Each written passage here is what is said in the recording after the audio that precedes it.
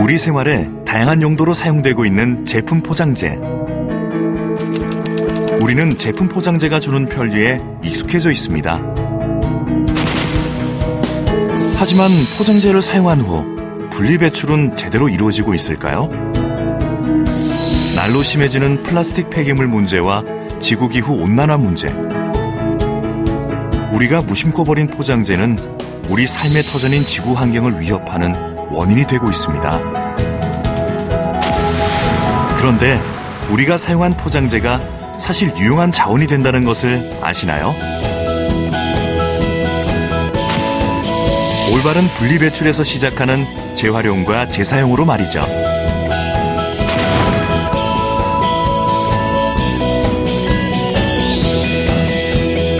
미래를 위한 우리의 실천, 재활용과 재사용입니다.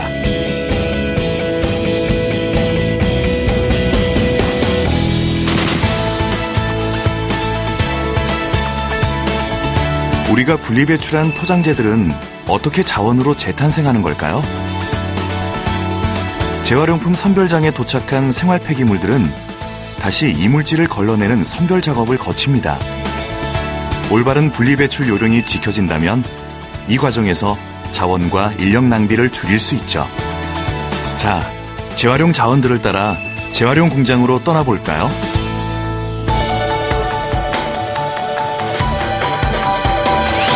만능 재생자원, 플라스틱. 가장 널리 사용되는 제품 포장재인 동시에 환경오염의 주된 원인이 되기도 하는 플라스틱. 그만큼 분리배출이 중요한 포장재입니다. 플라스틱 포장재는 크게 용기류와 비닐류로 나뉘고 재질에 따라 세분됩니다.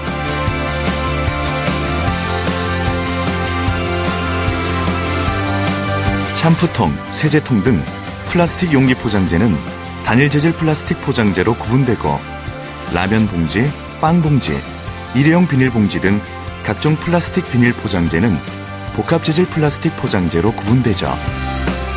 먼저 플라스틱 용기 포장재의 재활용 방법을 볼까요? 첫 공정은 선별입니다.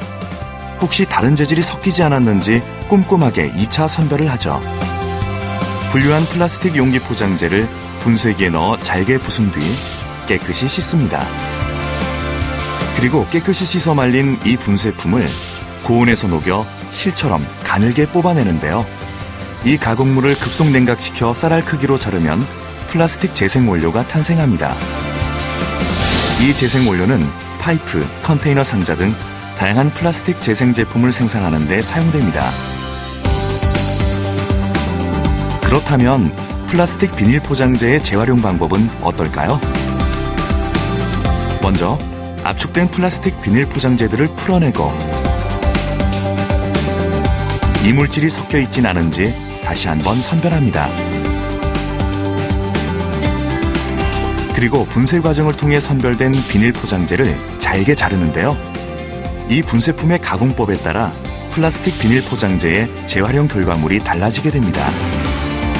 잘게 잘린 플라스틱 비닐 포장재를 고온에 녹여 뭉친 후 일정 규격으로 절단하면 고형 연료가 만들어집니다.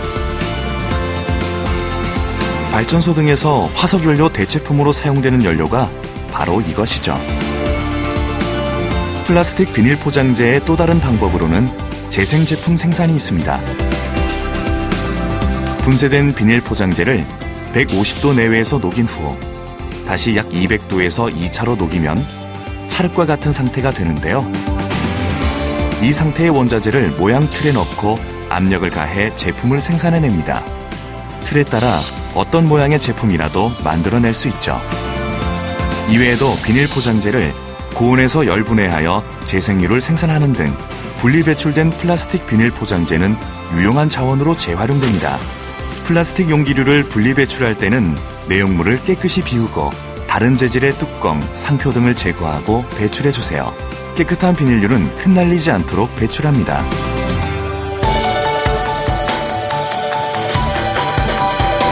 플라스틱의 대표주자, 페트병. 대표적인 음료 포장재로 사용되는 페트병은 다른 플라스틱 용기 포장재와 따로 분류해 재활용합니다.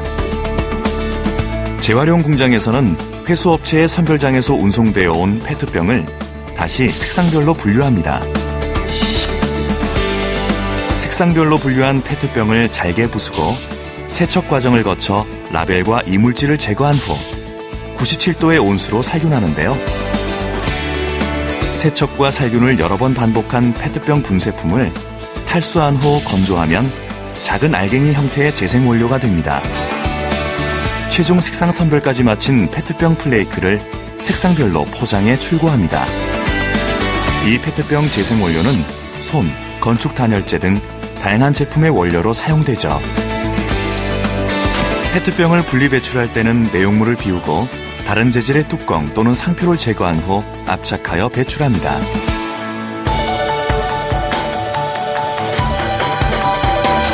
천연 펄프, 종이팩. 여러 층의 펄프와 비닐로 구성되어 있는 종이팩은 일반 폐지와 다른 재활용 공정이 필요합니다. 따라서 꼭 일반 폐지와 따로 분리 배출되어야 하죠. 먼저 압축된 종이팩을 풀어내고 종이팩에 물과 약품을 함께 반죽해 비닐과 이물질을 분리합니다. 여기에 약품을 투입해 펄프에서 다시 잉크와 잔여 불순물을 제거합니다. 이렇게 정선된 펄프를 원지판 위에 곱게 펼쳐 건조하면 초지가 만들어지죠. 이 초지를 자르거나 가공하면 두루마리 화장지, 미용 티슈와 같은 다양한 제품이 됩니다.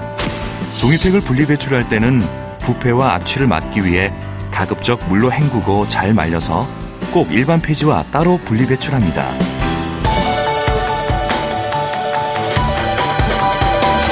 고부가가치 재생자원, 금속캔. 가볍고 튼튼한 포장재인 금속캔은 사용 후 분리 배출되어 다양한 제품으로 재활용될 수 있는 고부가가치 자원이 됩니다. 재활용 공장에 입고된 금속캔 선별품은 자력을 이용한 2차 선별 과정을 통해 철캔과 알루미늄 캔으로 구분됩니다. 이렇게 분류된 금속캔을 재질별로 모아 운송이 쉬운 형태로 압축해 출고합니다. 금속캔 압축품은 제철소나 제강업체로 운송되어 뜨거운 용광로에 투입되고 이곳에서 다시 캔, 철근, 알루미늄 간판 등으로 재탄생합니다. 금속캔을 분리 배출할 때는 다른 재질의 뚜껑, 담배꽁초 등의 이물질을 제거합니다. 또한 부탄가스, 살충제 용기는 구멍을 뚫어 잔여 내용물을 비운 후 배출해주세요.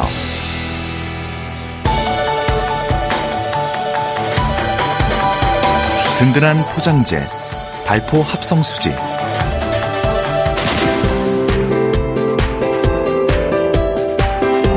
건축자재 및 완충재로 사용되는 발포 합성수지는 우리가 흔히 스티로폼이라고 부르는 포장재입니다. 전자제품 구입처 또는 회수업체를 통해 회수된 스티로폼을 재활용하기 위해서는 먼저 잘게 부수는 작업이 필요합니다.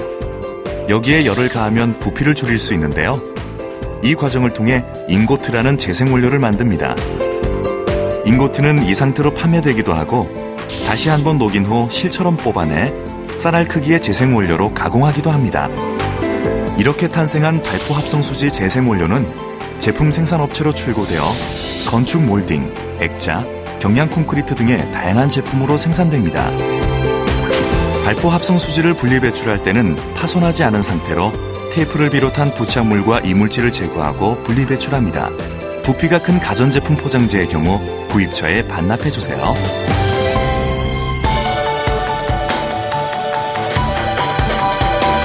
포장재의 보석, 유리병. 투명하고 변성이 없는 유리병. 견고하고 위생적인 친환경적 포장재로서 주로 액체를 담는 데 사용됩니다. 유리병 재활용 공정은 2차 선별로 시작합니다. 이물질과 라벨, 병뚜껑 등을 걸러내고 선별된 유리병을 다시 색상별로 분류한 뒤 잘게 부숩니다. 이 과정에서 분류되지 못한 병뚜껑과 이물질을 다시 한번 걸러냅니다. 깨끗하게 세척 과정까지 마친 유리 분쇄품은 최종 선별을 마친 후 유리 재생원료로 거듭납니다. 이 원료로 유리병, 유리타일 등의 다양한 제품을 만들 수 있죠. 유리병을 분리 배출할 때는 라벨 등의 이물질을 제거하고 유리식기 및 도자기와 분리하여 배출합니다. 또한 깨진 유리 및 식기 등은 전용 종량제 봉투가 있으니 꼭 참고하세요.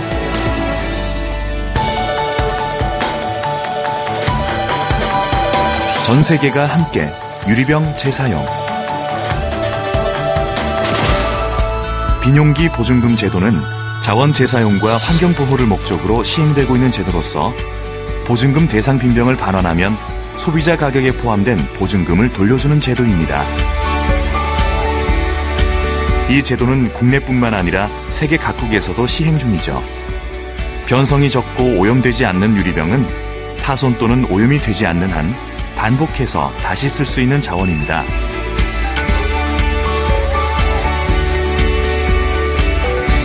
소매점이나 무인 회수기를 통해 회수된 재사용 유리병은 이물질 선별 작업을 거쳐 세척 공정에 들어갑니다.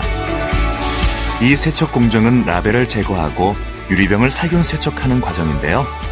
재사용 유리병은 꼼꼼한 살균 작업과 세척 작업을 통해 새 병과 같은 상태가 됩니다. 그리고 출하 전 철저한 검수 과정을 거쳐 다시 소비자에게 돌아가게 되죠. 재사용 유리병, 파손되거나 오염되지 않도록 소매점이나 회수기에 반환하는 것이 중요합니다. 환경오염과 자원 고갈의 원인이 되는 무분별한 포장재 사용. 이제는 올바른 분리배출 요령에 따라 실천하는 노력이 필요합니다. 자원이 버려지는 것이 아니라 재활용되고 재사용되는 자원의 순환. 자원 순환은 미래를 위해 우리가 지켜야 할 숭고한 의무입니다.